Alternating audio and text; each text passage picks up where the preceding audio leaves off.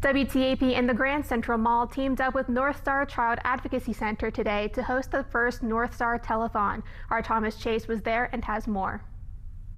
The first North Star Telethon was held Friday at the Grand Central Mall.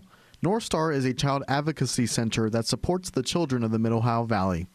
As part of an investigation with Child Protective Services and law enforcement, we conduct forensic interviews for children anywhere from ages between 3 and 18. And it's a place where a child can come to tell their story in their own words in a child-friendly manner.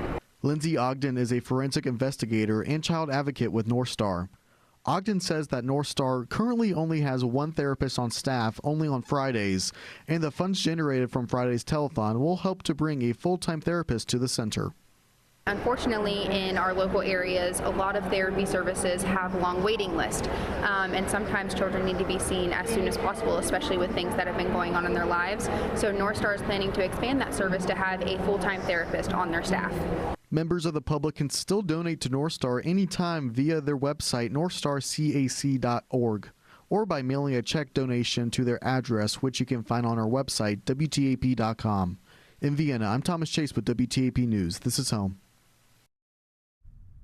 The North Star Telethon raised a total of $11,277 Friday for the North Star Child Advocacy Center.